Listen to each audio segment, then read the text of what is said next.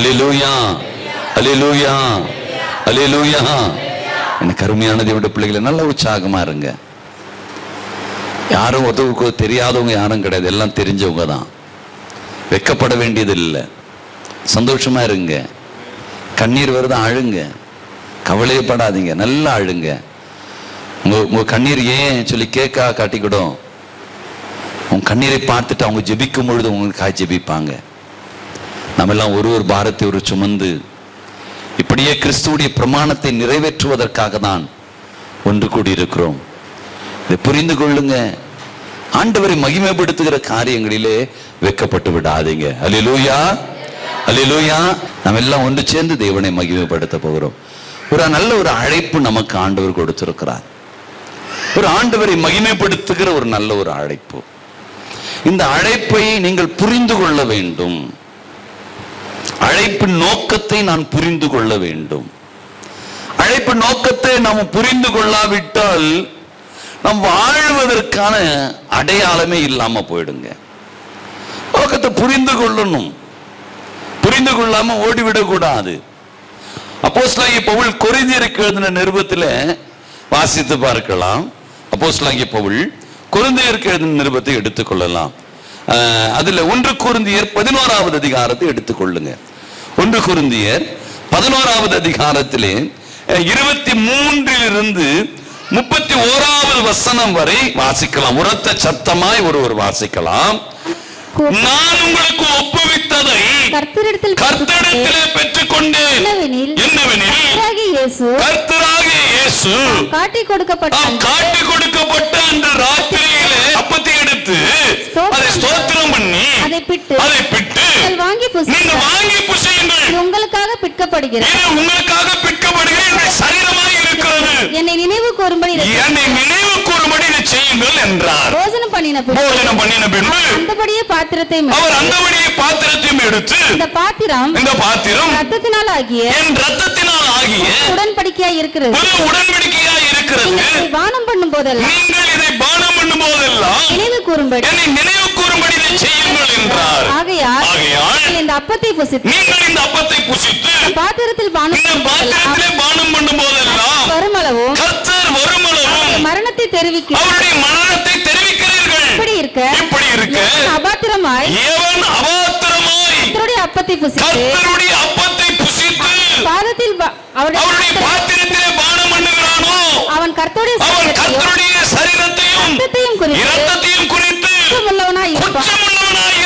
எந்த மனுஷனும் தன்னை சோதித்தறிந்து இந்த அப்பத்தை புசித்து இந்த பாத்திரத்தில் பானம் பண்ண கடவன். எண்ணத்தினாலே ஆதரமாய் போஜனம் பண்ணுகிறவன் கர்த்தருடைய சரீரம் இன்னதென்று அவன் நிதானித்து அறியாததினால் அவனுக்கு ஆக்கினை தீர்ப்பு வரும்படி போஜனம் பண்ணுகிறான். இது நிமித்தம் அநேகர் பலவீனரும் வியாதி உள்ளவருமாய் மாறுகிறீர்கள். அநேகர் நித்திரையும் செத்தம் போயிடுற நித்திரையும் அடைந்து விடுகிறார்கள். நம்மை நாமே நிதானித்து அறிந்தால் நாம் நியாயம் தீர்க்கப்படும். அல்லேலூயா, அல்லேலூயா, அல்லேலூயா. வசனத்தை கேட்டோன்னு சோர்வு வரக்கூடாது, பயம் வர வேண்டாம். ஒரு தேவன் மீது இருக்கிற ஒரு பற்றுதல் வரட்டும். ஏதோ ஒண்ணு பேசுறாரு ஆண்டவர். இந்த நாளிலே நான் நிதானித்து அறிவேனானால் நான் நியாயம் தீர்க்கப்பட மாட்டேன். நான் நிதானித்து அறியாவிட்டால் நியாயம் தீர்க்கப்பட்டு விடுகிறேன். நான் பலவீனன் ஆகிடுறேன். நான் குற்றமுள்ளவனாய் மாறி விடுகிறேன். மரணம் என்னை சந்திக்க வந்து விடுகிறது. அப்போ நான் இன்னைக்கு நிதானித்து அறியணும்.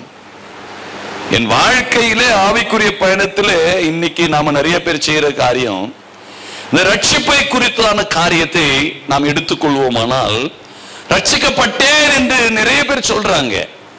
சொல்றவங்க எல்லாரும் சபையில வெறும் விசுவாசிகளா தான் இருக்கிறாங்க. ரட்சிப்புக்குரிய அடையாளங்கள் இல்லை. விசுவாசிகளாய் சும்மா சபையில கையை தட்டிட்டு நானும் பாஸ்டர் நல்லா செய்தி கொடுத்தாரு, எப்படி இருந்துச்சு தெரியுமா செய்தி, சூப்பர் அப்படின்னு பாஸ்டருக்கு சர்டிபிகேட் கொடுத்துட்டு போயிடணும். அதற்குதான் ஒரு ரட்சிப்புக்குரிய செயல்பாடுகள் நம்மிடம் இருக்கிறதா? ரட்சிக்கப்பட்டவனுடைய நிலையிலே நான் என்னுடைய வாழ்வை நகர்த்தி கொண்டிருக்கிறேனா? உங்களை நீங்களே ஆராய்ந்து பாருங்க. நம்ம சராசரி ஒரு விசுவாசிகளை போல சபைக்கு வரும், பாட்டு பாடுறோம். அந்த பாட்டுல கூட ஏன் பாடுறோம்னு தெரியாது. பரிசுத்த பண்ணிக்கின்னு பாடணும், அவர் யார் என்பதை உணர்ந்து பாடணும். பின்பு நான் தூதர்களோடு இணைந்து பாடணும். பின்பு நான் தேவனுக்கு முன்பாக ஆவியானவரை உணர்ந்து வெண்ணாரை தரித்தவனாய் குறித்தோலைகளை பிடித்துக் கொண்டவனாய் ஆண்டவரை எனக்கு முன்பாக நிறுத்தி நான் ஆராதிக்கணும். அப்படி ஆராதிக்கிறது கிடையாது. வந்தேன், கையை தட்டுனேன், பாட்டு பாடுனேன், நல்லா இருக்கிறது, முடிஞ்சிருச்சு, அவ்வளவுதான். ஆராதனைக்கு ஒரு முடிவு கட்டிட்டோம், அவ்வளவுதான். சபைக்கு வந்தது நான் முடிஞ்சிருச்சு, நான் ரட்சிக்கப்பட்டேன்பா, சபைக்கு போறேன், நான் ரட்சிக்கப்பட்டேன் அப்படிதான் நினைக்கிறோம். ஆனா ஒரு நார்மல் ஒரு கிறிஸ்தவ ஒரு விசுவாசி நிலையில தான் நம்முடைய வாழ்வை நாம் இன்று நகர்த்தி கொண்டிருக்கிறோம் என்பதுதான் உண்மை. நம்முடைய வாழ்வு எப்படி இருக்கிறது சொன்னால் சராசரி ஒரு விசுவாச நிலையில தான் நம்முடைய வாழ்வு இருக்கிறது. வாசித்து பாருங்கள், ரட்சிப்புக்குரிய காரியங்களை நாம் சில காரியங்களை கூர்ந்து கவனிப்போம் என்று சொன்னால் கர்த்தருடைய பந்திக்கு பின்பு நம்முடைய வாழ்வு எப்படி இருக்க வேண்டும் என்பதை நாம் புரிந்து கொள்வதற்கு அது ஏற்றதாக இருக்கும். எடுத்துக்கொள்ளலாம், அப்போஸ்தலர் நடபடிகள் 9வது அதிகாரம் அதில் 1வது வசனத்தை வாசிக்கும் பொழுது, சவுல் என்பவன் இன்னும் கர்த்தருடைய சீஷரை பயமுறுத்தி கொலை செய்யும்படி பிரதான ஆசாரியரிடத்துக்கு போகிறவனாய் இருந்தான். சவுல் எப்படி இருந்தான்?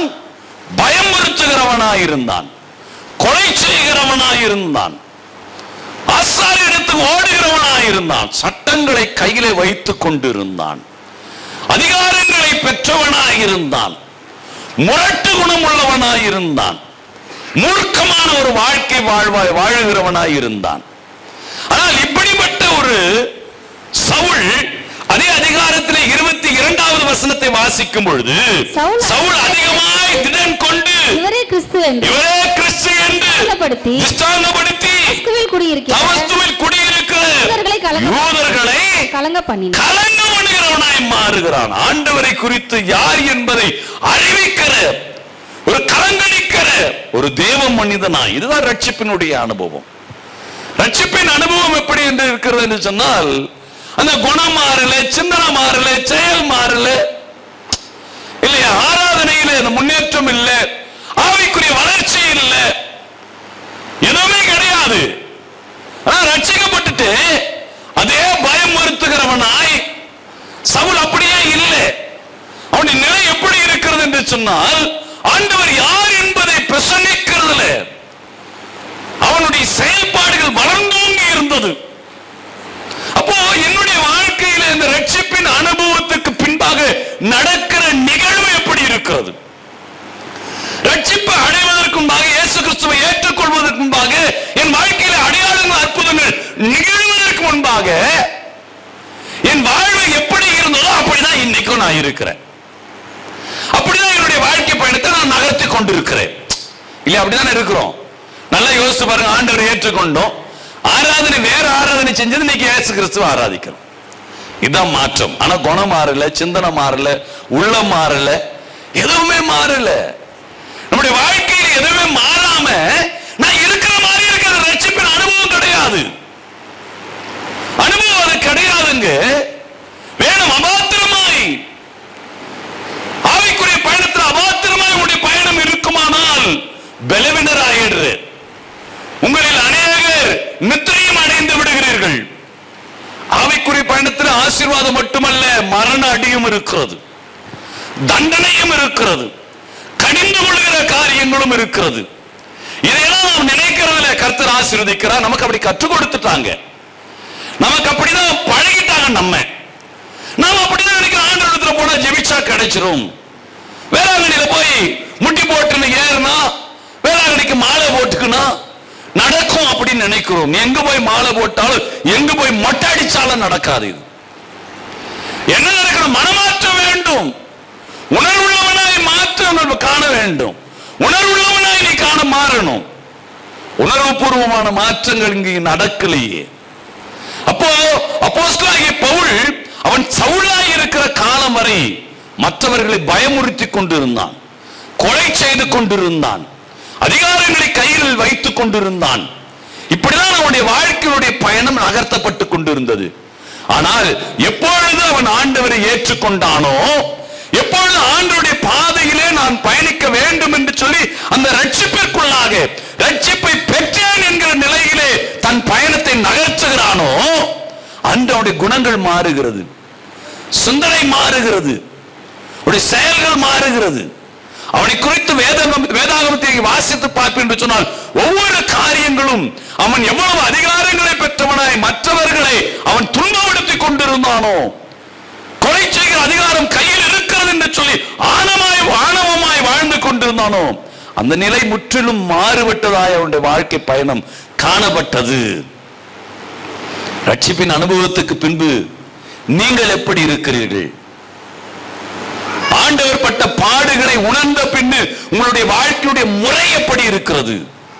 உங்களை நீங்களே ஆராய்ந்து பார்க்க வேண்டிய ஒரு நல்ல ஒரு தருணம் என்பதை நீங்கள் மறந்துவிட வேண்டாம். உங்களை நீங்களே ஆராய்ந்து பார்க்க வேண்டிய ஒரு நல்ல ஒரு தருணம். ஆராய்ந்து பாருங்க. எடுத்துக்கொள்ளலாமே அப்போஸ்தலனாகிய பவுல் ரோமாவுக்கு எழுதின நிருபத்தை எடுத்துக்கொள்ளலாம். ரோமர் 12வது அதிகாரத்தில் 2வது வசனத்தை வாசிக்கும் போது சொல்லுகிறார், நீங்கள் இப்பிரபஞ்சத்தின் ஒத்த வேஷம் தெரியாமல் தேவனுடைய நன்மையும் பிரியமும் பரிபூர்ணமான சித்தம் என்னதென்று பகுத்தறியத்தக்கதாக உங்கள் மனம் மாறணுங்க. ஆண்டவரை ஏற்றுக்கொண்டது பெரியது இல்லைங்க. மனம் மாறணும், மனம் புதிதாகணும். மனம் புதிதாகாம அதே மனம் இருக்குது, அதே குணம் இருக்கிறது, அதே செயல் இருக்குதுன்னா நீ ஆவிக்குரியவன் அல்ல, நீ ரட்சிப்பின் அனுபவத்தை பெற்றவன் அல்ல. நீ ஆண்டவரை ஏற்றுக்கொண்டு ஆண்டவருடைய பாதையிலே நடக்கக்கூடியவன் அல்ல. அபாத்திரமாய் போதனமானம் பண்ணுகிறவன், அபாத்திரமாய் ஆவிக்குரிய காரியங்களிலே உன்னை இணைத்துக் கொண்டிருக்கிறவன் நீ. அப்படி அபாத்திரமாய் உன்னை இணைத்துக் கொண்டால் நீ பலவீனப்படுவது நிச்சயம். நான் சொல்லவில்லை, பரிசுத்த வேதாகமம் சொல்லுகிறது. நீ அபாத்திரமான பயணமாய் இருக்கும் பொழுது உன் வாழ்க்கையில மரணம் சந்திப்பதற்கும் அது காரணமாய் அமைந்து விடுகிறது. நான் தான் ஜீவிக்கிறேனே, மனம் மாறவில்லை, ஜீவிக்கிறேனே அப்படி என்று நீங்கள் சொல்லுவீர்களானால் நீங்கள் ஜீவிக்கலாம். உங்கள் ஆரோக்கியம் மரித்து போனதை நீங்கள் உணராதிருக்கிறீர்கள். உங்களுடைய பொருளாதாரத்தில் நீங்கள் மரணம் சந்தித்திருப்பதை உணராதிருக்கிறீர்கள். அபாத்திரமான அழைப்புக்குரிய அபாத்திரமான பயணம், ரட்சிப்புக்குரிய அந்த உணர்வில்லாத ஒரு பயணம், அழைப்பின் நோக்கத்தை அறியாத ஒரு பயணம். சந்தோஷம் மரித்து போகுது, சமாதானம் மரித்து போகிறது, எல்லா மரணத்தை சந்தித்துக் கொண்டிருக்கிறது. வேதனையான ஒரு காரியம் இல்லவா? எனக்கு அருமையான தேவனுடைய பிள்ளைகளை, நிதானித்து அறிவோமானால் நாம் நியாயம் தீர்க்கப்பட மாட்டோம். நீ செய்த குற்றங்கள் நினைக்கப்படுவதில்லை, அவைகள் மன்னிக்கப்பட்டு விடுகிறது. அந்த ரத்தம் உன் பாவங்கள் கழுவி விடுகிறது. அப்படிதான் வேதம் சொல்லுகிறது. ஆண்டவராகிய இயேசு கிறிஸ்துவுடைய ரத்தம் சகல பாவங்களையும் நீக்கி நம்மை சுத்திகரிக்கும். நீ சுத்தமுள்ளவனாய் மாறிடுற. அப்போ நான் பங்கு பெற்ற பின்பும் அசுத்தனாய் இருக்கிறபடினால் தான் என் வாழ்வு தடுமாறி கொண்டிருக்கிறது. எங்கேயோ ஒரு குறை இருக்கிறது, எங்கோ ஒரு தவறு நிகழ்ந்து கொண்டிருக்கிறது. ஆகவேதான் இது ஜீவன் பெறாது இருக்கிறது. என் வாழ்க்கை இன்னும் ஜீவன் பெறாது இருக்கிறது. அந்த சந்தோஷத்தை நான் இழந்தவனாய் அலைந்து திரிகிறவனாய் இருக்கிறேன். இந்த உணர்வு வேண்டும். நிதானித்து அறிகிறது வேண்டும். நிதானம் தவறி போச்சு. நிதானம் அவருக்கு தவறி போச்சுங்க. அவர் என்ன பேசுறோம்னு தெரியல, அப்படி சொல்லுவாங்கல்ல. நிதானம் தவறி போச்சு, அவர் கையை பிடிச்சுக்கோ விழுந்துட போறார் சொல்லுவாங்க. நிதானம் தவறி போச்சுன்னு. ஆவிக்குரிய காரியம் அப்படிதான், நிதானம் தவறிச்சு. என்ன செய்யறோம் ஆவிக்குரிய காரியத்தை தெரியல, அழைப்பெண்ண அழைப்பில்தான் போடுமா தெரியல. நிதானம் தவறி போச்சு, நிதானம் தவறி போச்சு. ஜெபிக்க வேண்டியவனா ஜெபிக்கிறது ஏதோ கடவைக்காக டக் டக் டக் டக் முடிச்சிடுறோம். 2 நிமிஷத்துல ஜெபம். நானும் ஜெபிச்சம்பார். நீ அப்படிலாம் உன் ஜெபம், அப்படிலாம் வேத வாசிப்பு, அப்படிலாம் நீ ஆலயத்துக்கு வர்றதையும் கர்த்தர் பார்த்து கொண்டிருக்கிறார். உன் நினைவுகளின் தோற்றங்களை ஆண்டவர் அறிந்திருக்கிறார். மறந்து விடாதீங்க. ஆவிக்குரிய பயணத்தை அலட்சியப்படுத்தி விடாதீர்கள். மனமாற்றம் வேண்டும். பவுல் அதை தான் சொல்லுகிறார். உங்கள் மனம் புதிதாகிறதுனால தான் நீ மறுரூபமாக்கப்பட முடியும். மனம் புதிதாகல, அந்த ரட்சிப்பின் மறுரூபமாக்கப்பட்ட அந்த நிலைக்குள்ளே நீ போகவே முடியாது. ஒரு விசுவாசி நான் ரட்சிக்கப்பட்டேன்னு சொல்ற நாம எல்லாம் விசுவாசிகளாக தான் இருக்கிறோம், இன்னும் அந்த ரட்சிப்புக்குள்ள போகல. பவுல் நிலை டோட்டலா சேஞ்ச் ஆகுது. அந்த டோட்டலா நீ மாறணும், மறுரூபமாகணும். மனம் புதிதானால் தானே. மனம் அப்படியே இருக்குது, குணம் அப்படியே இருக்குது, சிந்தனை அப்படியே இருக்குது, பார்வை அப்படியே இருக்குது, பேச்சு அப்படியே இருக்குது, ஆசைகள் அப்படியே இருக்குது, ஓட்டம் அப்படியே இருக்குது. எப்படி மறுரூபமாக முடியும்? எப்படி அந்த இடத்துல ஜீவனுள்ள ஒரு வாழ்வை நாம் கண்டடைய முடியும்? முடியாது. சொல்லின்னு இருக்கலாம், காலமுள்ள சொல்லினே இருக்க வேண்டியதான். விசுவாசியாவே அப்படி இருந்துட்டு நான் சீனியர் விசுவாசி, ஜூனியர் விசுவாசி, சீனியர் பாஸ்டர், ஜூனியர் பாஸ்டர் சொல்லி போட்டி போடுறாங்க பாரு. அப்படிதான் போயிடணும். அப்படிதான் நம்முடைய வாழ்வு போய் கொண்டு இருக்கிறது. ஒரு வேதனைக்குரிய காரியமாய் இருக்கிறது. எனக்கு அருமையான தேவனுடைய பிள்ளைகளை, அறிந்து கொள்ளுங்க. ஆவிக்குரிய பயணத்தை புரிந்தவர்களாய் உங்களுடைய பயணத்தை நகர்த்துவது வாழ்வுக்கு நல்லது. மனம் முதல்ல மாறணும், மனமாற்றம் வேண்டும். மனமாற்றம் இல்லை என்று சொன்னாலே அழகா புரிந்து கொள்ளலாம். ஓ, அவங்க இன்னும் ரட்சிப்பின் அனுபவத்தை புரிந்து கொள்ளல, ஆண்டவர் சிந்திய அந்த கல்வாரி ரத்தத்துடைய மகத்துவங்களை இன்னும் அறியாது இருக்கிறார்கள் அப்படின்றத நமக்கு தெளிவாய் நாம் புரிந்து கொள்ளலாம். அதுதான் அப்போஸ்தலனாகிய பவுல் கொரிந்தியருக்கு நிருபத்தில் அவர் சொல்கிறார். 2 கொரிந்தியர் 11வது அதிகாரம் அதுல 3வது வசனத்தில் சொல்கிறார், ஆகிலும் சர்ப்பமானது தன்னுடைய தந்திரத்தினாலே ஏவாளை வஞ்சித்தது போல உங்களுடைய மனதும் கிறிஸ்துவை பற்றும் உண்மையிலிருந்து விலகும்படி கெடுக்கப்படுமோ என்று நான் பயந்திருக்கிறேன். கிறிஸ்துவை பற்றும் உண்மையிலிருந்து விலகி போக வைக்கிறது, போலித்தனமாய் வாழ வைத்து விடுகிறது. மனம் புதிதாகலனா என் வாழ்க்கை போலித்தனமாய் மாறி விடுகிறது. என் வாழ்க்கை என்ன செய்கிறது? அந்த உண்மை கிறிஸ்துவுடைய பயணம், அந்த உண்மையான அந்த பயணத்திலிருந்து, அழைப்புக்குரிய உண்மையான பயணத்திலிருந்து, ரட்சிப்புக்குரியவன் எப்படி பயணிக்கணும் அந்த உண்மையான பயணத்திலிருந்து விலகிடுச்சு. புரியுதுங்களா? இப்போ நம்ம ரட்சிக்கப்பட்டோம், அந்த நிலையில ஏன் நிக்கிறோம், என்ன விலக செஞ்சிருச்சு. கிறிஸ்துவுடைய உண்மையான அந்த அன்புல, அந்த அழைப்புல, அந்த ரட்சிக்கப்பட்ட பாதையில, அந்த ரத்தத்தோடு கலந்த நிலையில என்னை நான் நிலைநிறுத்திக் கொள்ளாமல் என்னை விலகி வைத்து விட்டது. புரியா என்று சொல்லி நான் நினைக்கிறேன். இன்னைக்கு அப்படிதான் இருக்குது இல்ல வாழ்க்கை. முதல்ல புரிந்து கொள்ளுங்க. ரட்சிப்பின் பாதையிலே நான் பயணம் செய்வதற்கு எனக்கு பாதைகளை வகுத்து கொடுக்குது சபை. நான் சவுல் சவுலாவை இல்லை, அவன் பவுலாய் மாறுகிறான். அந்த மாற்றங்களை கொடுக்கிற இடம் தான் இந்த இடம். ஆனா நாம எப்படி இருக்குது? நடனம் ஆடுறதுக்கு ஒரு சபைக்கு போறோம். நடனம் ஆடுறது போடனாக்கா நிறைய களியாட்டங்கள் இருக்குது, அங்க போலாமே. நடனம் ஆடுறதுக்கு அங்க போ. சீக்கிரமா சினிமா தியேட்டருக்கு போய்க்கோ, இல்லையா? சுகம் வேணுமா மருத்துவரை போய் பாரு. பணம் வேணுமா நீ போ, வேற எதுனா சம்பாதி வேலைக்கு போகலாமே, நிறைய வசதி இருக்குது. அரசியல்வாதியா மாறு, நிறைய வழிகள் இருக்குது பணம் சம்பாதிக்கிறதுக்கு. புகழ் வேணுமா, அதுக்கு வழிகள் நிறைய இருக்கிறது. அப்படி நிறைய வழிகள் இருக்குதுங்க. அது சபைக்கு வேண்டாம்.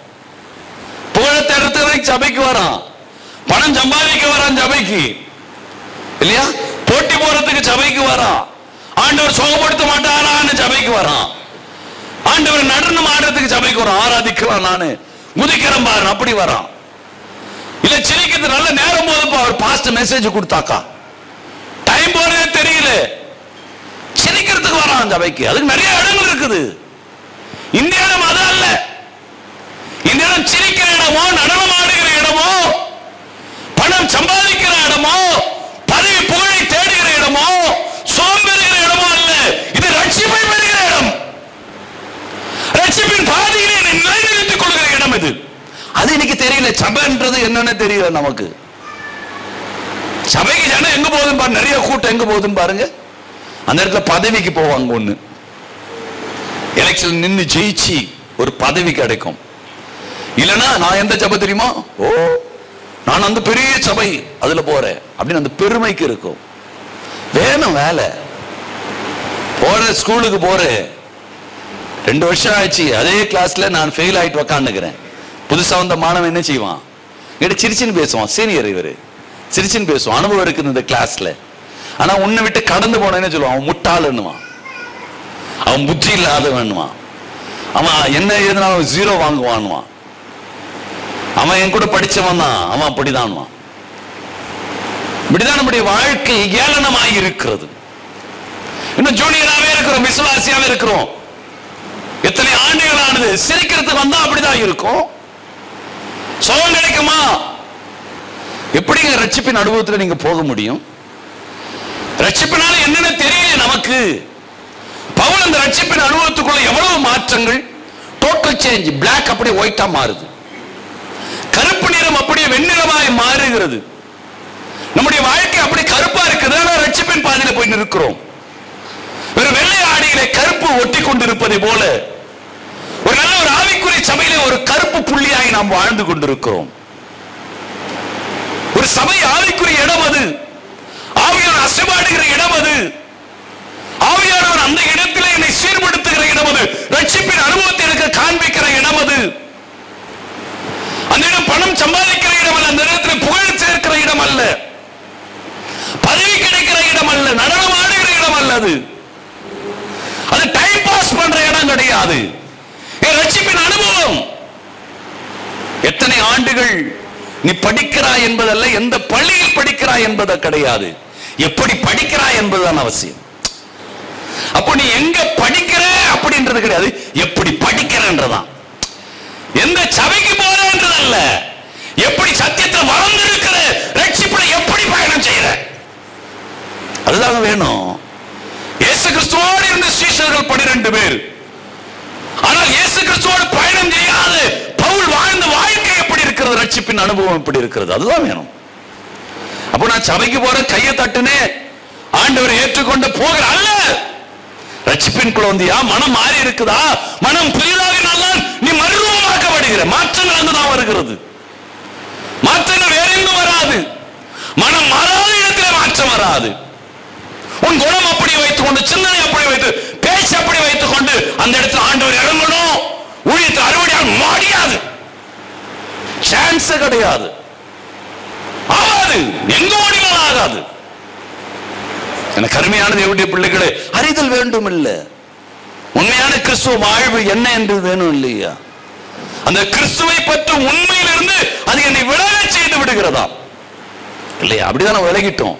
அந்த உண்மையிலிருந்து, அழைப்புக்குரிய அனுபவத்திலிருந்து என்னை தள்ளி வச்சிடுச்சு. அந்த ரட்சிப்புக்குரிய அனுபவத்தில் என்னை தள்ளி ஒரு விசுவாசியா வந்துட்டு பாட்டை பாடிட்டு கையை தட்டிட்டு பாஸ்டர்கிட்ட ஒரு பிரேயர் பண்ணிக்கிட்டு நான் போயிட்டேன், அவ்வளவுதான். ஆனா அது இல்லை இந்த இடம். இந்த இடம் ரட்சிப்புக்குரிய பாதையில உன்னை நடத்துகிற இடம். இந்த புரிதல் தான் நமக்கு வேண்டுங்க. இந்த புரிதல் இல்லாமல் தான் நம்ம வாழ்ந்து கொண்டிருக்கிறோம். அதுதான் அப்போஸ்தலனாகிய பவுல் ரோமாவுக்கு எழுதும்போது சொல்றார். ரோமர் 7வது அதிகாரம் 23வது வசனத்தில் அவர் சொல்லுகிற காரியம், ஆகிலும் என் மனதின் பிரமாணத்துக்கு விரோதமாய் போராடுகிற வேறொரு பிரமாணத்தை என் அவயங்களில் இருக்க காண்கிறேன். அது என்னுடைய அவயங்களில் உண்டாயிருக்கிற பாவ பிரமாணத்துக்கு என்னை சிறைப்படுத்தி விடுகிறது. வேறொரு பிரமாணம் இருக்கிறது, ஆவிக்குரிய பிரமாணம் இல்ல, ரட்சிப்பினுடைய பிரமாணம் இல்ல, வேறொரு பிரமாணம். அந்த பிரமாணம் என்ன செய்கிறது? பாவ பிரமாணத்துக்கு சிறைப்படுத்தி விடுகிறது. வேறொரு சிந்தனை, வேறொரு ஆவிக்குரியதே கிடையாது.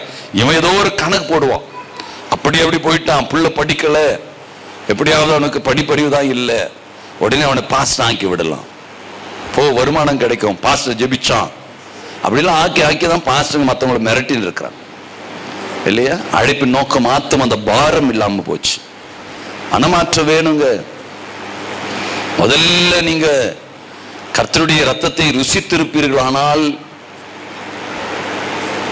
அவர் யார் என்பதை அறிந்திருப்பால் நீங்கள் நியாயம் தீர்க்கப்பட மாட்டீர்கள். அபாத்திரமாய் போஜனபானம் பண்ணால் நீங்கள் நியாயம் தீர்க்கப்படுவீர்கள். அப்படிதானே பவுல் சொன்னா? அப்படிதானே வாசிச்சோம்? ஆமா, நியாயம் தீர்க்கப்பட்டு விடுகிறோம் சில சமயங்களில். பவுலுடைய வாழ்வு எப்படி துவங்குகிறது? அவன் வாழ்வு ரட்சிப்பின் அனுபவத்திற்கு முன்பாக எப்படி இருந்தது, ரட்சிக்கப்பட்ட பின்பு எப்படி இருந்தது? வேணும் இல்லை இந்த மாற்றம்? இல்ல, மனம் மாறல, நான் பேரை மாற்றிக்கொண்டு, குணம் மாறலையே, மனம் மாறலையே. மனம் மாறணுமே. மனமாற்றம் தான் அந்த இடத்துல முக்கிய பங்கு வகிக்கிறது. அதுதான் 1 பேதுரு 1வது அதிகாரத்திலே 13வது வசனத்தை வாசிக்கும் பொழுது அவர் சொல்லுகிற காரியம், ஆகையால் நீங்கள் உங்களுடைய மனதின் அறையை கட்டிக்கொண்டு தெளிந்த புத்தி உள்ளவர்களாக இருந்து இயேசு கிறிஸ்து வெளிப்படும் பொழுது உங்களுக்கு அளிக்கப்படும் கிருபையின் மேல் நம்பிக்கையுள்ளவர்களாக இருங்க. உங்க மன அறையை கட்டி கொண்டு அவர் அளிக்கும் அந்த கிருபையின் மீது நம்பிக்கையோடு ஓடுங்க. மன அறையை கட்டாம ஆண்டவர் எனக்கு கிருபையா இதை வைத்திருக்கிறார் அப்படின்னு ஓட முடியாது. நீ முதல்ல மன அறையை கட்டு, மனதின் அறையை கட்டி. அப்படிதான் பேதுரு சொல்லுகிற காரியம். உங்கள் மனதின் அறையை கட்டுங்க. முதல்ல உடைய மனதின் அறையை கட்டப்பட்டவர்களாய் அவர் சொல்லுகிற காரியம், அவர் கொடுக்கும் அந்த கிருபையின் மீது பூர்ண நம்பிக்கை உள்ளவர்களாய், அந்த நம்பிக்கையில அந்த விசுவாசத்தை ஆண்டவர் எனக்கு கொடுப்பார். ஓடுங்க. மோசேவை பார்த்திருப்போம். மோசேக்கு தெரியும் பார்வோன் யாருன்னு தெரியும். பார்வோனுடைய சேனை எப்படிப்பட்டது. மோசே அங்குதான் வளர்ந்தான்.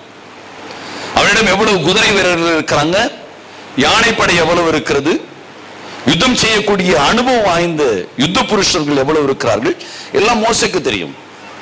இவர்கள் யார்? அடிமைகளாக இருந்தவர்கள். யுத்தம் செய்து பழக்கம் இருக்குதா? இல்லை. யுத்தத்தை பார்த்திருக்கிறார்களா? இல்லை. இவர்களை வச்சு மூவ் பண்ண முடியுமா? முடியாது. ஆனா ஆண்டவருடைய கிருபையின் மீது நம்பிக்கை இருந்தது மோசேவுக்கு. தைரியமா போய் நின்றான். பார்வோன் எப்படிப்பட்டவனா இருந்தால் தைரியமா போய் நின்னான்.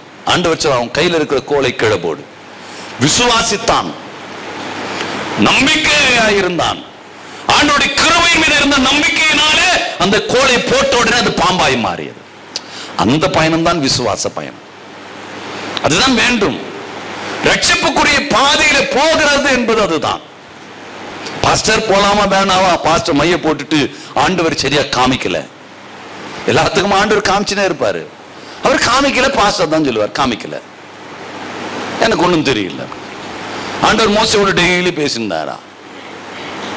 தீர்க்கதரிசியோட டெய்லி ஒரு 3 முறை பேசியிருப்பாரா? 4 முறை பேசியிருப்பார். அவ்வளவுதான்.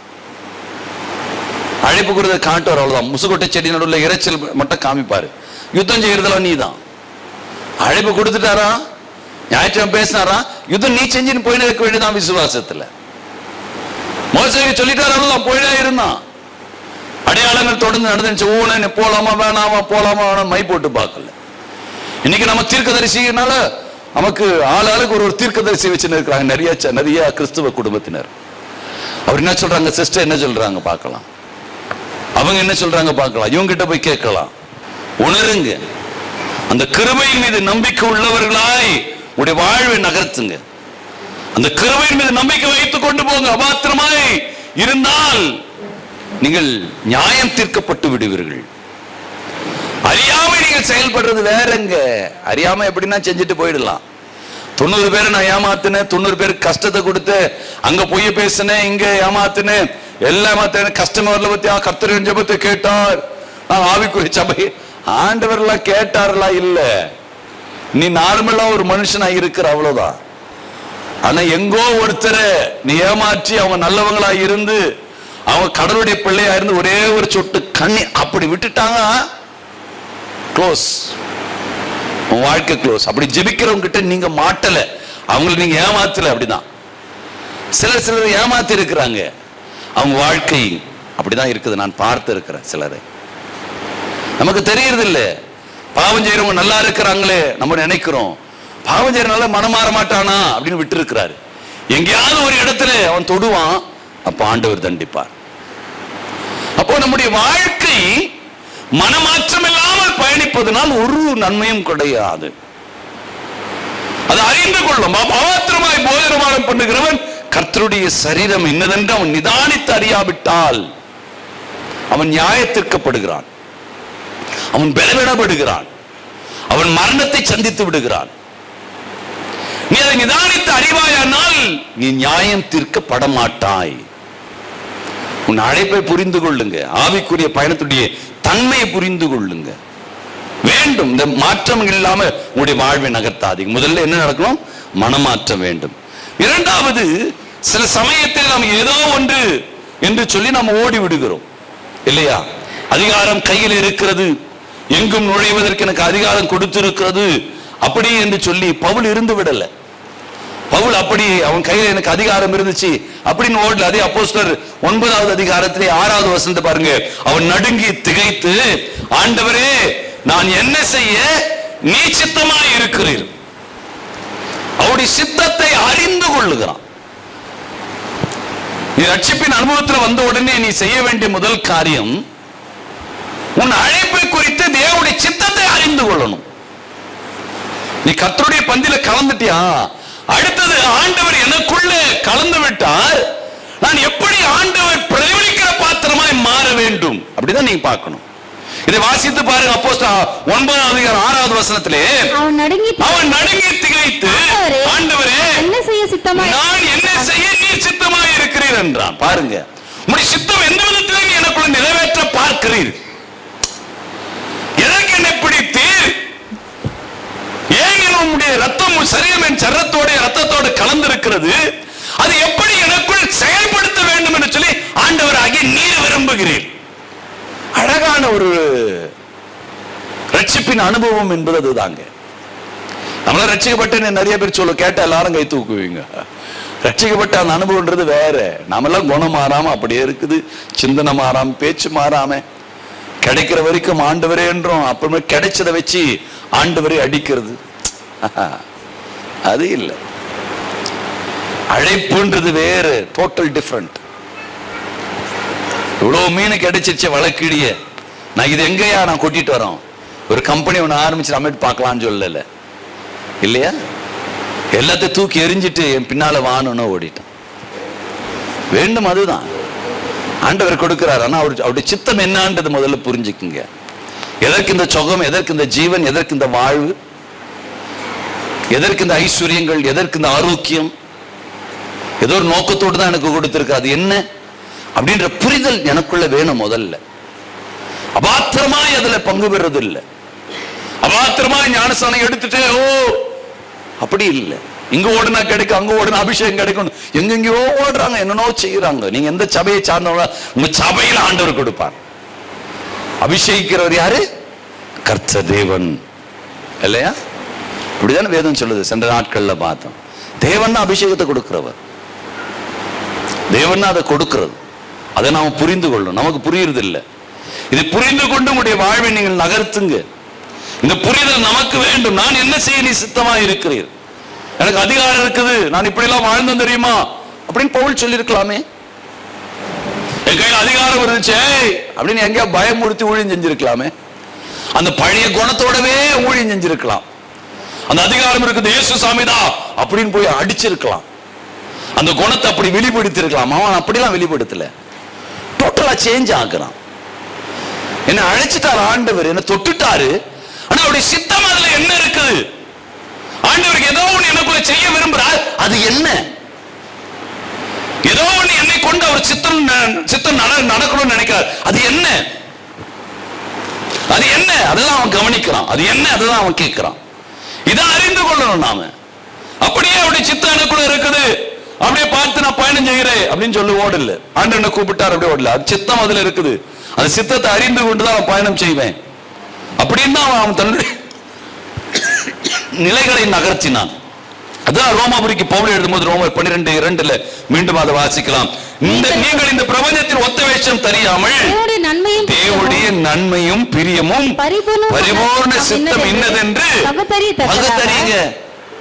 உடைய சித்தம் என்னன்றது பகுத்தறிங்க. பகுத்தறிவு வேணும்.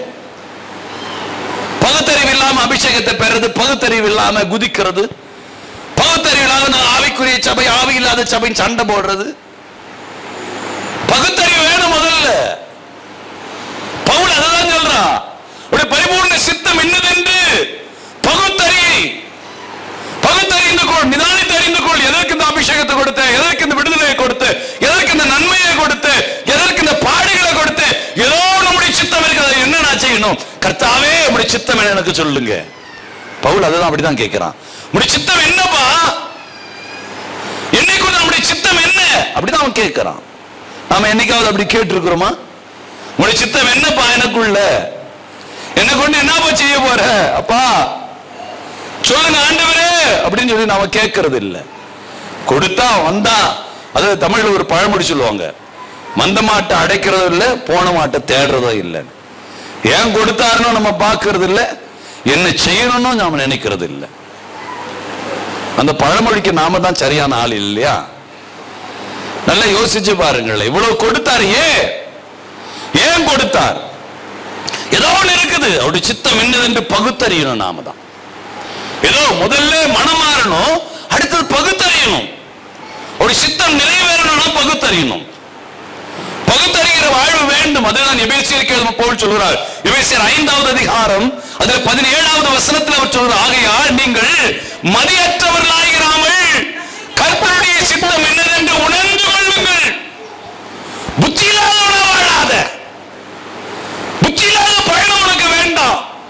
கர்த்தருடைய சித்தம் என்னதென்பதை அறிந்து கொண்டு பயணம் செய்.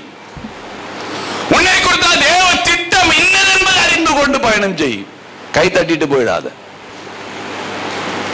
ஆலயத்தில் நானும் போன ஆவிக்குரியவ ரட்சிக்கப்பட்டனா இப்படி இருக்கணும். இந்த குணங்கள் வேணும். கர்த்தருடைய ரத்தம் ஒரு ரத்தத்தோட கலந்து இருக்குதா, அந்த பகுத்தறிவு வேணும், இந்த குணம் வேணும்.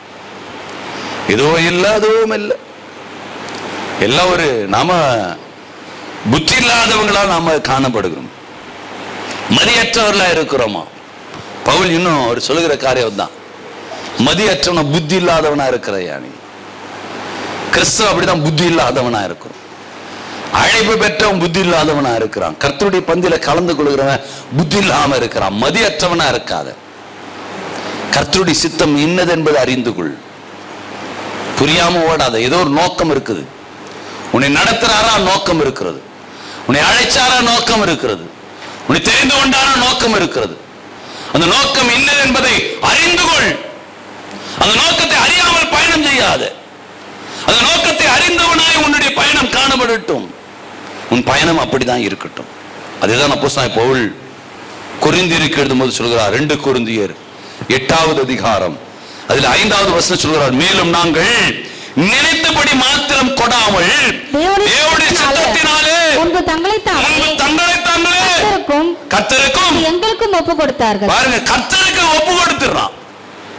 தேவனுடைய சித்தம் அறிந்தவன் என்ன செய்வான்? காணிக்கை கொடுத்துட்டு போக மாட்டான், தங்களையே ஒப்பு கொடுப்பாங்களாம். அதான் தேவ சித்தம். பவுல் அதான், நீர் என்ன செய்ய சித்தமா இருக்கிறீர், நீ எப்படி என்ன உங்களுடைய சித்தம் எனக்குள்ள எப்படி நிறைவேறணும், தங்களையே ஒப்பு கொடுக்கிறது. தேவ சித்தம் நிறைவேறணும் ஆசைப்பட்டீங்கன்னா முதல்ல உங்களை ஒப்பு கொடுத்துருங்க.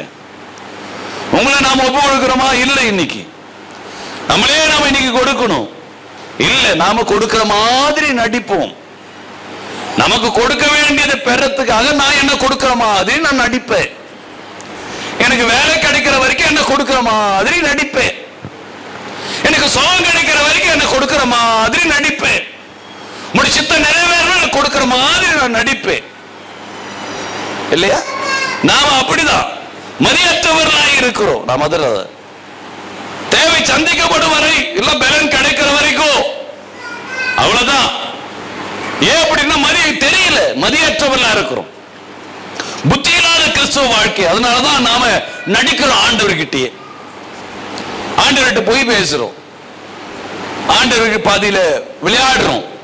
நமக்கெல்லாம் ஒரு விளையாட்டு. அதெல்லாம் விளையாடிட்டு போர் அடிச்சுட்டு விட்டுட்டு நம்ம போயிடுவோம் இல்லையா? போதும், ஒரு 2 மணி நேரம் விளையாட்டு, அவ்வளவுதான், விட்டுட்டு போயிடுவோம். எல்லாம் ஒரு 2 மாசம் ஒரு 2 வருஷம் விளையாடுவோம்.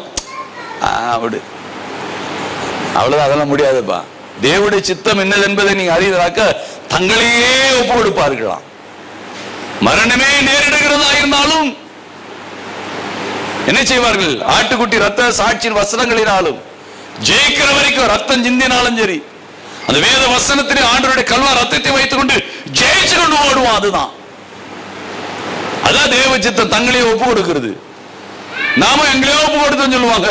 அவன் சோர்ந்து போய் முடியல, அப்படி எங்கேயும் யாரும் உட்காரல. அப்படி நீ உண்மையாவே சோர்ந்து போனாக்கா எலியாவுக்கு சத்துவத்தை கொடுத்து நீ பயணம் செய்ய வேண்டிய தூரம் இன்னும் வெகு தூரம் போ அப்படின்னு சொல்லி ஆண்டவர் நடத்திருப்பார். நமக்கு தான் டெய்லி சோர்ந்து போடுமே. தேவனுடைய சித்தம் அறிந்திருந்தால் தானே. முதல்ல அறிந்தவன் தங்களே ஒப்பு கொடுப்பான். உங்களை நீங்க கொடுக்கணும். உங்களை நீங்க கொடுத்திருக்கிற ஆண்டவருக்காக எந்த விதத்துல கொடுத்திருக்கிறீங்க? ஆண்டவருக்காக எந்த விதத்துல நீங்க உங்களை கொடுத்ததா நீங்க நினைக்கிறீங்க? எப்படி நீங்க சொல்றீங்க? யோசிச்சு பாருங்க. ஆண்டவருக்காக வேலையை இழந்திருக்கிறீங்களா? வேலை நேரத்தை ஒதுக்கி இருக்கிறீங்களா? இல்ல ஆண்டவருக்காக தன்னுடைய ஜீவனுக்கு உண்டானதை கொடுத்தால் அப்படி நீங்க கொடுத்திருக்கிறீங்களா? ஆண்டவருக்காக தன் சரீரத்தை பலனையும் பார்க்காம ஓடினார்கள், அப்படி ஓடி இருக்கிறீங்களா? இல்லையே. தங்களையே ஒப்பு கொடுத்தார்களா? எந்த விதத்தை நீங்க ஒப்பு கொடுத்து இருக்கிறீங்கன்னு பாருங்க. அதான் தேவ சித்தம். நம்மள தேவ சித்தம் நானே தெரியலையே அப்படின்னு சொல்லி ஒரு கூட்டம் உட்கார்ந்து இருக்குது. ஒரு கூட்டம் தேவ சித்தம் என்னான்னு யார்கிட்ட மை போட்டு பார்த்துன்னு இருக்குது. முதல்ல உன்னையே நீ ஒப்பு கொடு. உன்னைய ஒப்பு கொடுத்தாதான் முதல்ல நீ அந்த ரட்சிப்பின் அனுபவத்துக்குள்ள உள்ள வந்த உடனே முதல்ல கேளு, முடி சித்தம் என்னன்னு, நீர் என்ன செய்ய சித்தமா இருக்கிறேன்னு சொல்லி புரிஞ்சுக்கின்னு உன்னை ஒப்பு கொடுத்துரு. அதுதான் வேணும். ஆவிக்குரிய பயணம் என்பது அதுதான். ஆனா எதுக்கு போறது இல்லை, மதியற்றவர்களாய் இராதீங்கள். தேவனுடைய சித்தம் என்னது என்பது அறிந்து கொள்கிற காரியத்துல நீ மதியற்றவனாய் முட்டாளாய் இருந்திராத. அப்படிதான் எபேசியருக்கு பவுல் எழுதும் போது சொல்றார், நாம் மதியற்றவர்களாக தான் நம்முடைய வாழ்வு இருக்கிறது. புத்தி கெட்டு போய் இருக்குது. மதியற்றவர்களாக தான் நம்முடைய வாழ்வை நாம நகர்த்தி கொண்டிருக்கிறோம். அதுதான் கொரிந்தியருக்கு பவுல் எழுதும் சொல்றார். 1 கொரிந்தியர் 4வது அதிகாரத்தை எடுத்துக்கொள்ளுங்க. 4வது அதிகாரத்திலே 3வது வசனத்தை வாசிக்கும் சொல்றாரு, ஆயினும் நான் உங்களாலேயாவது மனுஷுடைய நியாய நாளில் விசாரணை நாளினாவது பெறுவது எனக்கு மிகவும் அற்பமாய் இருக்கிறது. நானும் என்னை குறித்து தீர்ப்பு சொல்லுகிறதில்லை. தேவனுடைய காரியங்கள் எவ்வளவுக்கு எவ்வளவு உங்களுடைய வாழ்வை நகர்த்த முடியுமோ அவ்வளவுக்கு அவ்வளவு உங்களுடைய வாழ்வை நீங்கள் நகர்த்தி கொண்டு போக வேண்டியது அவசியமாய் இருக்கிறது என்பதை நீங்கள் மறந்துவிட வேண்டாம். பவுல் தன்னையை கொடுத்தவனாய் அவன் காணப்பட்டான். எல்லா நிலைகளிலும் பவுலுடைய வாழ்வு என்பது ஆண்டவருக்கு என்ன தன்னை அர்ப்பணித்த ஒரு வாழ்வாய் அது காணப்பட்டது. ஆண்டவருக்கு என்ன தன்னை முழுமையாய் அர்ப்பணித்து ஓடுகிறவனாய் அவன் காணப்பட்டான். எல்லா நிலைகளிலும் அவன் ஆவிக்குரிய பயணத்திலே ஒரு ஆத்தும அறுவடை உள்ளவனாய், ஒரு ரட்சிப்புக்குரிய தன்னுடைய அனுபவத்தை பெற்றவனாக தன்னுடைய வாழ்வை அவன் நகர்த்தி கொண்டிருந்தான். நீங்க நன்றாக கவனித்து பாருங்க, பவுலுடைய வாழ்க்கையிலே அவன் நகர்த்துகிற ஒவ்வொரு காரியமும் தேவனுடைய சித்தம் என்னது என்பதை அவன் அறிந்தவனாக தான் பயணம் செய்தான். ஒவ்வொன்றிலும் இது தேவனுக்கு பிரியமா, இது தேவனுக்கு அது உகந்ததா, என்னை அழைத்தாரே அதற்கேற்றதா, கொடுத்துட்டாரே அப்படின்னு சொல்லி நான் ஆடுறது இல்லை, எனக்கு செஞ்சிட்டாரே அப்படின்னு சொல்லி நான் பெருமை கொள்றது கிடையாது. அதுல தேவனுடைய சித்தம் என்ன, அதுல தேவனுடைய திட்டம் என்ன, அதுல தேவனுடைய நோக்கம் என்ன அப்படின்றத பார்க்கணும். முதல்ல நம்முடைய மனம் மாறணும். இரண்டாவது அவருடைய சித்தம் என்ன என்பதை அறிந்து கொள்ளணும். மூன்றாவது பாருங்களேன், மூன்றாவது வாழ்க்கை என்ன என்று சொன்னால் அப்போஸ்தலர் 20வது அதிகாரத்தை எடுத்துக் கொள்ளுங்க. அப்போஸ்தலர் நடபடிகள் 20வது அதிகாரம், அதுல 7வது வசனத்தை வாசித்து பார்க்கலாம். வாரத்தின் முதல் நாளிலே அப்பம் பிட்கும்படி சீஷர்கள் கூடி வந்திருக்கையிலே மறுநாளிலே புறப்பட வேண்டும் என்று அவர்களோடு சம்பாஷித்து நடுராத்திரி வரைக்கும் அவன் பிரசங்கம் பண்ணி கொண்டிருந்தான். பவுல் எப்படி இருந்தான், நாளை காலையில நான் போகணும் இல்லையா, போனா நாம என்ன செய்வோம், நைட்டெல்லாம் நல்ல ரெஸ்ட் எடுப்போம். நைட்டெல்லாம் நல்ல ரெஸ்ட் எடுத்தாதான் நான் என்னுடைய பிரயாணம் சரியா இருக்கும், சரியா நான் போக வேண்டிய இடத்தை போவேன். ஆனால் பவுல் அப்படி போகல. பவுல் என்ன செய்தான், ராத்திரி எல்லாம் பிரசங்கம் பண்ணி கொண்டிருந்து காலையில புறப்பட்டு போகிறான். நோக்கம் என்ன, ஒரு ஆத்தும அறுவடை கனி உள்ள ஒரு வாழ்வு. ஒரு ரட்சிப்பின் அனுபவம் என்பது அதுதான், கனி உள்ள ஒரு வாழ்வு. நாமெல்லாம் ஊழியம் செஞ்சா எப்படி, நமக்கு ரெஸ்ட் எடுத்துட்டு செய்வோம் ஊழியம். ஏன் நல்ல ஆரோக்கியமாக இருந்தா ஊழியம் செய்வோம், ஆரோக்கியம் இல்லைன்னா நான் ஊழியம் செய்ய மாட்டேன். பலவீனமாக இருந்தா நான் ஊழியத்துக்கு போக மாட்டேன் இல்லையா. எனக்கு துணை இல்லைன்னா இன்னும் ஊழியத்துக்கு நான் போக மாட்டேன். நான் சொல்றது யாரும் கேட்கலன்னா ஊழியத்துக்கு போக மாட்டேன். ஏன்னா 4 பேர் வரவேற்கணும், 4 பேர் எனக்கு மரியாதை கொடுக்கணும், சொன்ன உடனே அவங்க கீழ்ப்படிந்து வந்துடணும், அவங்க வரலாம் ஊழியம் செய்ய மாட்டேன். அப்படிதான் இன்னைக்கு நாம செய்கிறது, அப்படிதான் நாம செய்கிறோம். கூப்பிட்டா வரல, கூப்பிட்டா வரத்துக்கு அவங்க நமக்கு அடிமையா, அப்படிதான் நாம நினைக்கிறோம். கூப்பிட்டா அந்த சிஸ்டர் வரமாட்டாங்க, பிரதரை கூப்பிட்ட வரல, அவங்க உங்களுக்கு அடிமை இல்லை. அவங்களுடைய மனநிலை என்னன்றது நீங்க புரிந்து கொள்ளக்கூடிய நிலைமையில நீங்க இல்லை. அதுதான் உண்மை. அவங்க எந்த நிலையில பாதிக்கப்பட்டிருக்கிறார்கள் என்பதை முதல்ல நீ அவங்களை புரிந்து கொண்டு அந்த பாதிக்கப்பட்ட நிலையிலிருந்து அவர்களை நீங்கள் விடுவிக்கணும், அவர்களுக்கு ஆலோசனை கொடுக்கணும், அவர்களை சமாதானப்படுத்தணும். பின்புதான் அவர்கள் ஆட்டோமேட்டிக்கா அவர்கள் வருவார்கள். அங்க நீங்க காண்பிக்கிற அன்பே பிரதானம். அன்பு, அந்த கேர் இல்லைன்னா நீங்க ஊழியம் செய்ய முடியாது, கனிகளை கொடுக்க முடியாது. பவுலுடைய வாழ்க்கை நின்று இருக்கலாம், அவன் அழகாக நல்ல ரெஸ்ட் எடுத்து இரவெல்லாம் தூங்கி விட்டு நன்றாக உறங்கி விட்டு காலையில் எழுந்து தன்னுடைய பிரயாணத்தை நான் தொடர்றேன் அப்படின்னு சொல்லி இருக்கலாம். இல்ல, அவன் தன்னுடைய சரீரத்தில் எவ்வளவு பலவிடப்பட்டாலும் கனிவுள்ள ஒரு வாழ்வாக தான் என்னுடைய வாழ்வு இருக்க வேண்டும் என்பதிலே முழு கவனம் செலுத்துகிறவனாய் அவன் காணப்பட்டபடியினால் இரவு முழுவதுமாய் அவன் பிரசங்கம் பண்ணி கொண்டிருக்கிறான். இதுதான் கனிவுள்ள ஒரு ரட்சிப்பின் அனுபவம் என்பது. அதுதான் ரட்சிப்பின் பாதையில பயணம் செய்கிறேன் என்று சொன்னால் அதுதான். ஒரு ஆண்டவருடைய ரத்தம் என் ரத்தத்தோடு கலந்திருக்கிறது என்பதை உணர்கிறேன் என்று சொன்னால் இதுதான் வேண்டும். அதுதான் நான் இப்படிதான் இருப்பேன், நான் அப்படிதான் ஸ்டைலா இருப்பேன், அதெல்லாம் கிடையாது. எல்லா நிலையிலும் ஓடணும். ரட்சிப்பின் அனுபவம்னா தேவனுடைய சித்தம், கனிவுள்ள வாழ்வு, இதான் ரட்சிப்பின் அனுபவத்திற்கான ஒரு அடையாளங்கள். ஆண்டவர் உங்களுக்குள்ள இருப்பதற்கான ஒரு அடையாளங்கள் இதுதான். புரிந்து கொள்ளுங்க. இன்னைக்கு நம்மளாம் ஸ்டைலா இருக்கிற கிறிஸ்தவர்களா இருக்கிறோம். நம்மளாம் எப்படி ஒயிட் காலர் ஜாப்னு சொல்லுவாங்க அப்படின்னு நினைக்கிறோம். அல்ல, ஆண்டவருக்காக பவுல் எல்லா நிலைகளிலும் எல்லாவற்றையும் சகித்தவனாய் இருந்தான். எல்லா நிலைகளிலும் யூதனுக்கு யூதனாய், கிரேக்கனுக்கு கிரேக்கனாய், எந்த நிலையில போன அந்த நிலையாய் மாறினான். மாறணும். கனிவுள்ள ஒரு வாழ்வு வேண்டும், மாறணும். நாமளாம் கூப்பிட்டோம்னா உடந்துடணும்னு நினைக்கிறோம். அதெல்லாம் இல்ல, ஓடணும். எல்லா நிலைகளிலும் இறங்கி ஓடணும். எல்லா நிலையிலும் ஆண்டவருடைய கல்வார் ரத்தத்தை நீ பானம் பண்ணும் பொழுது அபாத்திரமா இருக்கும். அது புரிஞ்சுக்கணும். அந்த ரத்தத்தோடு கலந்து இருக்கிறது. வாழ்வது நானல்ல, எனக்குள் கிறிஸ்து வாழ்கிறார். நானல்ல, நானே அவருடைய ஆலயம், எனக்குள் அவர் ஜீவிக்கிறார். அவர் எந்த விதத்தில் அவர் பிரதிபலிக்க வேண்டும் என்று சொல்லி விரும்புகிறார். ஆண்டவரே, இன்னைக்கு நான் எடுக்கிற பந்தியிலே நீ என்னோட கலக்க இருக்கிறீர். நான் எப்படி நீ எனக்கு என்னை மறைத்து வெளிப்பட பிரயாசப்படுகிறீர் எனக்கு சொல்லும் ஐயா. பவுல் அப்படிதான் போய் நிற்கிறான். நீ என்ன செய்ய சித்தமா இருக்கிறீர் சொல்லும் ஐயா. தொட்டுட்டு நீர் என்னை ரட்சித்து விட்டு அந்த ரட்சிப்பு எந்த விதத்தில் வெளிப்பட வேண்டும். கையை தட்டிட்டு ஏதோ நானும் கலந்து கொண்டேன் இல்ல, அது இல்ல. அப்படிதான் நினைச்சுன்னு இருக்குது சபை. அப்படிதான் நாம நினைச்சிருக்க. அதல்ல, இன்னைக்கு சபைகள் விழுந்து போனதுக்கு காரணம் அதுதான். அழைப்பு தடுமாறுவதற்கு காரணம் அதுதான். இன்னைக்கு ஒவ்வொரு கிறிஸ்தவனும் தன் அழைப்பை விட்டு விலகி ஓடிருக்கிறான். அதுதான், வேற எதுவுமே கிடையாது. தனக்கு ஒரு சர்க்கலை போட்டுக்கிறான். இதுதான் சரி, நான் செய்யறது சரி. ஆண்டவர் பார்க்கிறார்.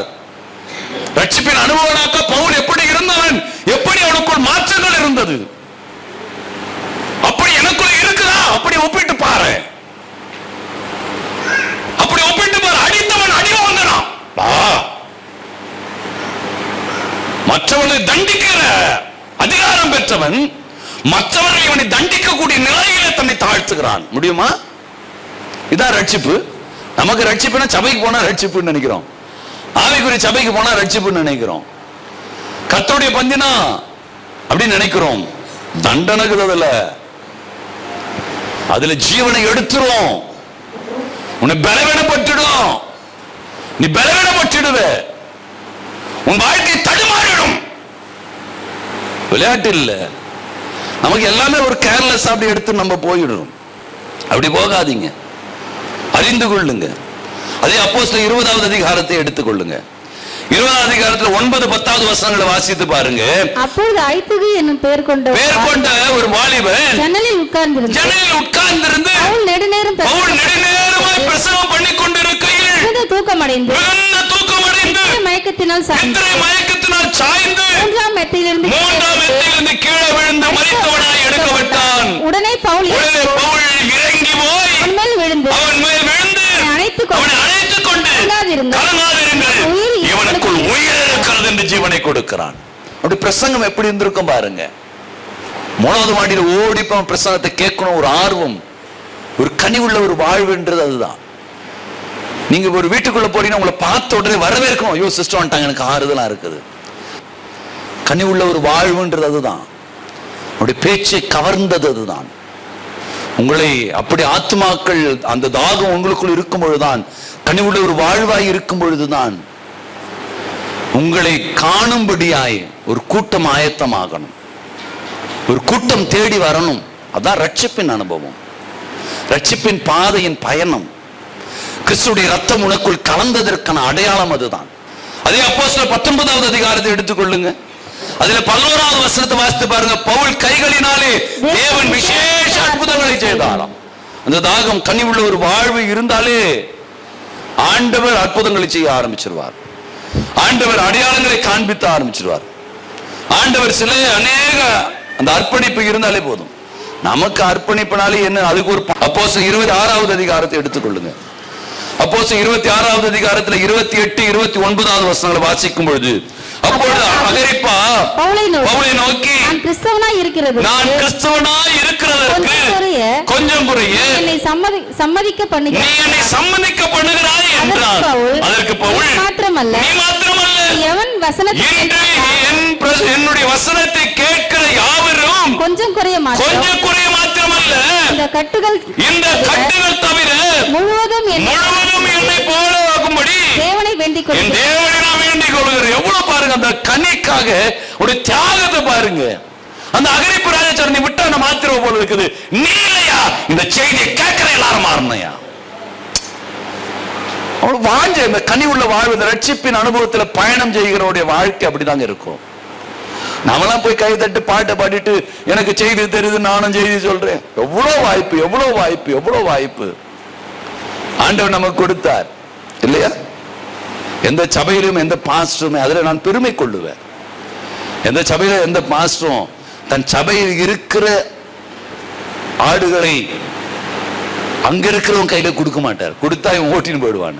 ஆனா நம்ம சபையில மட்டும்தான் உங்களுக்கு ஆடுகளை கொடுத்தோம், பிரசங்கம் பண்றதுக்கு வாய்ப்புகளை கொடுத்தோம், வீடுகளை சந்திக்கிறதுக்கு வாய்ப்புகளை கொடுத்தோம். இல்ல, உங்க மனசுல கையை வச்சு அப்படி கண்ணை மூடி பாருங்க. அந்த இடத்துல உங்க பெருமை எப்படி இருந்துச்சு? அந்த இடத்துல எவ்வளவு போட்டி போட்டீங்க? அந்த இடத்துல உங்க கஷ்டம் வந்துடுச்சுன்னு சொல்லிட்டு நீ எத்தனை இடத்த நீங்க நிராகரிச்சீங்க? எவ்வளவு குறை சொன்னீங்க? எவ்வளவு குற்றப்படுத்தினீங்க? கடமைக்காக இல்லாம ஏதோ போற சொன்னாரு அப்படின்னு போனவங்க எத்தனை பேர்? பயபக்தி இல்லாம கலந்து கொண்டவங்க எத்தனை பேர்? ஆண்டவர் அறிவார். பவுலுடைய வாழ்வை கொஞ்சம் படியுங்க, வேதத்தை படிங்கன்னு சொல்றதுக்கு காரணம் அதுதான். அகிரிப்பு ராஜா சொல்றாரு, உன்னை மட்டும் இல்லையா, செய்தி கேட்கிற அனைவரும் ரட்சிக்கப்படணையா. வைராக்கியம், கனி உள்ள ஒரு வாழ்வுன்றது அதுதான். அதான் ரட்சிப்பின் அனுபவம். ரட்சிக்கப்பட்ட வாயில சொல்றது இல்லை, கை தட்டிட்டு போறது இல்லை, கர்த்தருடைய பற்றி ஐயோ அப்படின்னு கலந்துக்கின்னு போயிடுறது இல்லை. இறங்கணும்னா அந்த குணம் மாறாம, சிந்தனை மாறாம, டோட்டல் சேஞ்ச் ஆயிடணும். ரத்தம் வந்துச்சு, உன் பேச்சு மாறணும், குணம் மாறல, குணம் மாற, எல்லாம் மாறணும். மாறாம இங்க இருக்கிறவங்களே கெடுத்துக்கின்னு, அடிச்சுக்கின்னு, கடன் வாங்கிக்கின்னு, அவங்ககிட்ட காசை வாங்கலாமா, இங்க இது பண்ணலாமா, அதை இது பண்ணலாமா, ஏமாத்தலாமா, இவங்ககிட்ட அடிக்கலாம். என்ன தேவன் உலாவராருல்ல, நியாயம் தீர்க்கப்படுவதில்லை. மனுஷன் அடிச்சா கை கால் வலிக்கும், ஆண்டவர் அடிச்சா வாழ்க்கை வலிக்கும். யோசிக்கணும் இல்ல? எல்லா சபைகளும் இப்படிதான் நடக்குது, நிறைய சபைகளே தான் நடக்குது. இந்த பயம், தெய்வ பயம் போயிடுச்சு. ரட்சிப்பினாலே என்னன்னு தெரியல, கர்த்தருடைய பந்தினாலே நானே தெரியல. பதவிக்கு ஓடுறான், பணத்துக்கு ஓடுறான், புகழ்ச்சிக்கு ஓடுறான், அதுக்கு சிரிக்கிறதுக்கு ஓடுறான், டைம் பாஸ் ஆகுதுன்னு. இந்த சபை ஒன்லி ரட்சிப்பை குறித்தது, ரட்சிப்பை மட்டும் பிரசங்கிக்கிறது, ரட்சிப்பின் பாதியில மட்டும் தான் நடத்துகிறது. நம்ம சபையில எல்லா சபையும் அதுதான். இந்த புரிதல் நமக்கு இல்லை, அதுதான். இந்த புரிதல் இருந்து விட்டாலே போதுமே. அநேக அற்புத அடையாளங்கள் நடக்க ஆரம்பிச்சது, அதிசயம் நடக்க ஆரம்பிச்சது. கனி உள்ள ஒரு வாழ்வு. முதல்ல உன்னுடைய மனமாற்ற வேண்டும், அடுத்தது உன் அழைப்பை அறிந்து கொள்ளுகிற காரியம் வேணும், மூன்றாவது கனி உள்ள ஒரு வாழ்வு. இது மூணு இல்லைனாலே ரட்சிப்பு உனக்குள்ள இல்லைன்னு அர்த்தம், நீ இன்னும் ரட்சிக்கப்படலன்னு அர்த்தம். இது மூணு இல்லைனாலே நீ கர்த்தருடைய பந்தி அபாத்திரமாய் பங்கு பெற்றாய் என்று சொல்லி அர்த்தம். இந்த புரிதல் இருந்துட்டாலே போதுங்க, கர்த்தர் நம்மை நடத்துவார், கர்த்தர் நம்முடைய வாழ்வை உயர்த்துவார். அதுதான் அப்போஸ்தலர் 14வது அதிகாரத்திலே 9வது வசனம் வாசிக்கும்போது பவுல் பேசுகிறதை கேட்டுக்கொண்டிருந்தான். அவனை பவுல் உற்று பார்த்து, ரட்சிப்பு கேட்ட விசுவாசம் அவனுக்கு உண்டு என்று கண்டு. பாருங்க, பவுல் என்ன செய்யறான்? ரட்சிப்பு குறித்து இருக்குதா பார்க்க, கவனம் பாருங்க அவனுக்கு எப்படி இருக்குது. போய் ஏதோ நான் வந்தேன், நாளைக்கு பாஸ்டர் வராரு, நல்ல சுக்காவா ஒரு சப்பாத்தி போட்டு நல்ல ஒரு சிக்கன் ட்ரையா பண்ணி வை அப்படின்னு ஆர்டர் போட்டு தான் நீங்க போறாங்க நிறைய இடத்துல. இல்ல ரட்சிப்புக்குரியது அங்கு உண்டு என்று கண்டு இல்லையா, அது வேணும். அங்க இருக்குதா பாரு. அந்த பார்வை தான் நமக்கு வேணும். அதான் ரட்சிப்புக்குரிய பார்வை. அவன் ரட்சிக்கப்பட்டு அந்த ரட்சிப்புக்காக தன்னை அர்ப்பணிக்க கூடியது. ஆயத்தப்படுத்துங்க, வேணுங்க. கிறிஸ்து உனக்குள்ள இருக்கு, அவருக்குள்ள போறதுக்கு அவன் ஆயத்தமா இருக்கிறாளா? நான் பெற்றுக்கொண்டேன், ஆண்டவருடைய ரத்தம் எனக்குள்ள வந்திருக்குது, ஒரு சரீரம் சரீரத்தோட கலந்து இருக்குது, அவனுக்குள்ள போறதுக்கு அவன் ரெடியா இருக்கிறானா? உடனே சிஸ்டர் வாங்க இன்னைக்கு, பிரதர் வாங்க இன்னைக்கு, அந்த ரட்சிப்பை பெற்றுக்கொள்ளுங்க, வாங்க அந்த பந்தியில கலந்து கொள்ளுங்க. அந்த பார்வையில சபைக்கு வரணும். நீங்க வர்றதே கஷ்டம், நானே வர்றது கஷ்டம் பாஸ்டர், நானே அதை விட்டு வந்தேன், நானே இவங்களை பார்த்துட்டு வந்தேன், நான் எங்க அது. வெளிநாட்டுல போயிட்டு வந்தவங்களை கேட்டு பாருங்க, வெளிநாட்டுல இருக்கிறவங்களை கேட்டு பாருங்க. அங்க அப்படிதான், சும்மா போக மாட்டாங்க சர்ச்சுக்கு. கார் வச்சிருந்தா காரு 2-3 வாட்டி ஒரு 10 பேர் அழைச்சு வந்து விடும். அதனால வெளிநாட்டில் இருக்கிறவங்க ஆசீர்வாதமா இருக்கிறாங்க. பெரிய சம்பளம்லாம் ஒன்றும் கிடையாது. நீங்க இங்க வாங்குற சம்பளத்தை மனைவி பிள்ளைகளா விட்டுட்டு அவங்க வாங்குறாங்க. அங்க அந்த சம்பளம் ஆசீர்வாதமா இருக்குது. ஏன்னா அந்த இடத்துல இருக்கிற ஒவ்வொருவரும் தங்களுடைய வாகனத்திலே 4 பேர் குடும்பத்தை விட்டுருவாங்க, 4 பேர் அழைச்சு வருவாங்க. அப்படிதானே சார்? அவர் அங்க இருந்தார் 10 வருஷம் இருந்தீங்களா சார்? 3 வருஷம் இருந்தார். அப்படிதான் அங்க ஊழியெல்லாம் அப்படிதான், எல்லாருமே அப்படிதான். அதாவது வெளிநாட்டில் இருக்கிறோம் பெருமை பேசுறமே, அவனும் நம்ம வாங்குற சம்பளம் தான், அவனும் நம்ம வாங்கல, எனக்கு தெரியும், அவ்வளோ ஒன்றும் வாங்கல, ரொம்ப கம்மி தான். ஆனாலும் ஆசீர்வாதமா இருக்கிறாங்க. நான் பொய் பேசல, தேவ சமூகத்தில் சொல்றேன், ரொம்ப அதிகமான வாங்கல, ரொம்ப குறைவான சம்பளம் தான் கர்த்தர் ஆசீர்வதிச்சு வச்சிருக்கிறார். வேணும், அது வேணுங்க. ரட்சிப்பின் அனுபவம்லாம் என்னான்னு தெரிஞ்சுக்குங்க, கர்த்தருடைய பந்தினா என்னான்னு தெரிஞ்சுக்குங்க. முதல்ல உங்களுக்குள்ள அது மனமாற்றத்தை கொடுக்கணும். எடுத்துட்டீங்கன்னா அடுத்து நீங்க உடனே மனம் மாறணும். வாழ்வது நானல்ல, கிறிஸ்து வாழ்கிறார். அடுத்தது அவருடைய சித்தம் என்னது என்பதை அறிந்து பகுத்தறியணும். நீங்கள் புத்தி இல்லாதவர்களாய் மதியற்றவர்களாய் இருந்துடாதீங்க அப்படின்னு சொல்றாரு. தேவ சித்தம் நிறைவேறுகிற காலத்தை மதியற்ற முட்டாளா இருந்துடாத. அடுத்தது நீங்க அவருடைய சித்தத்தை அறிந்து கொண்டு பயணம் செய்யணும். 3வது என்ன செய்யணும்? கனி உள்ள ஒரு வாழ்வு வேணும். அகிரிப்ப ராஜா மட்டும் அல்ல, அவருடைய வார்த்தையை கேட்கிற அனைவரும் ரட்சிக்கப்படணும். இந்த பார்வை மட்டும் இருந்துடுச்சுனாக்கா நாம தான் ரட்சிக்கப்பட்டவங்க, நாம தான் கிறிஸ்துவை சுமந்த கிறிஸ்தவர்கள்.